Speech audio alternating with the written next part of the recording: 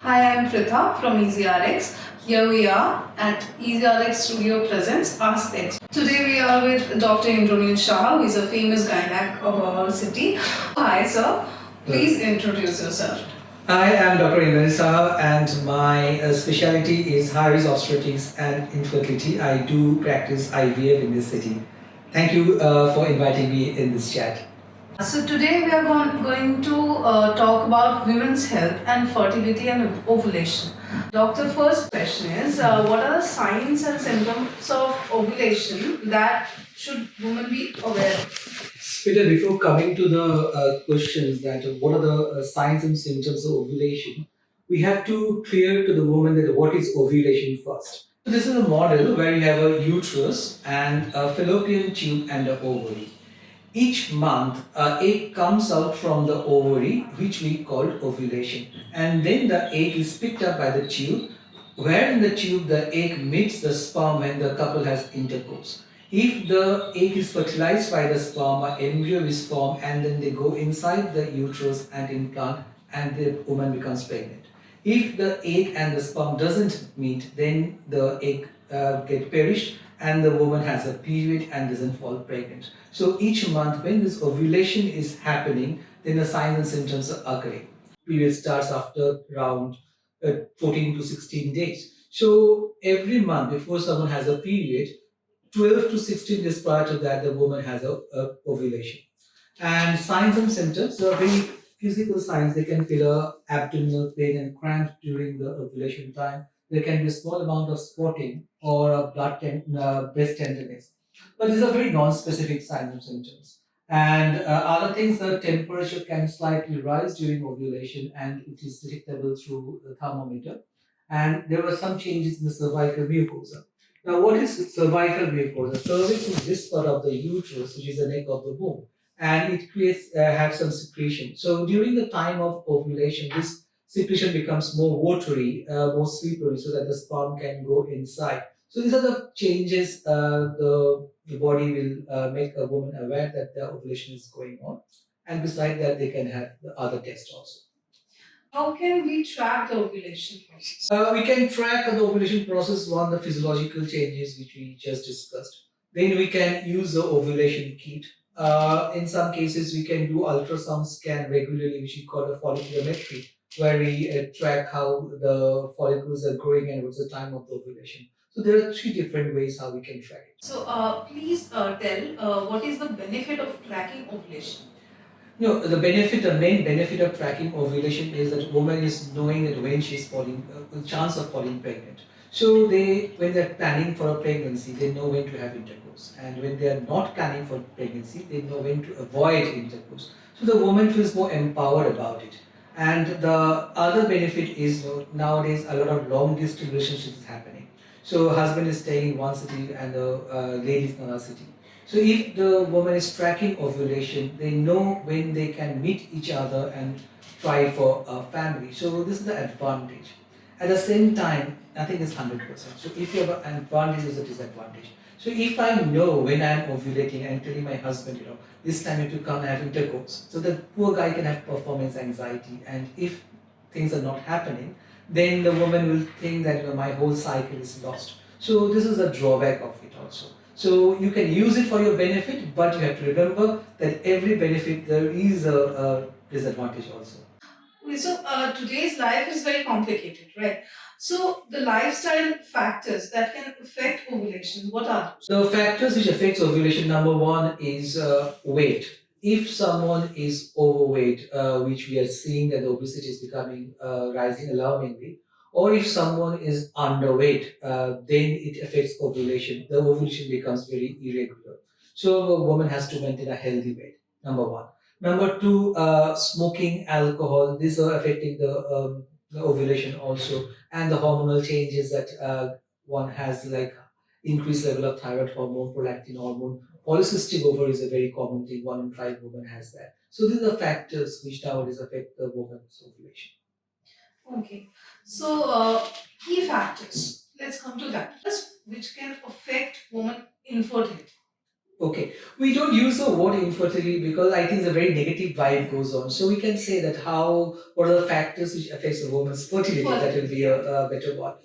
The most important thing we'll say is age, because we know as the woman ages, the number of eggs drops and the quality of also the eggs hamper.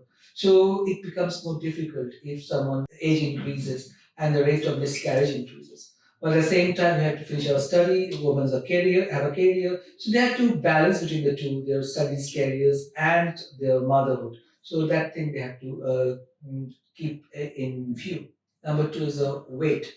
And as I mentioned that it is affected by ovulation, and if someone is overweight, then affects the pregnancy also, increased chance of blood sugar, blood pressure during pregnancy. Next, the lifestyle factors which you mentioned about is that smoking, alcohol, etc. Sexual transmitted disease. We know that nowadays easily available, I'll say in this age of social media, etc. So if someone has a sexual transmitted disease which affects the tube, or the tubes can get blocked, or there can be infection which affects the cavity of the uterus. So this is another factor that someone has to look for. And the other things are the disorder, the hormonal disorder, like polycystic ovary. There's plenty of eggs, but the eggs is not coming out. A tubal disease, that tube is blocked, the woman will fall pregnant. Then something like adenomyosis, endometriosis, etc., fibroid in the uterus. So these are factors that affects the fertility of the woman. So then what can we do? What you can do. Healthy lifestyle is the most important thing. Optimum weight, regular exercise, right kind of diet. Avoiding promiscuity, using protection whenever you are having a one night stand or something like that. So all these things, and if you are finding it difficult to fall pregnant, obviously consult a doctor to find out whether there's a problem or not. Okay, so here you addressed a very important point, right? So many women doesn't often visit gynacs regularly.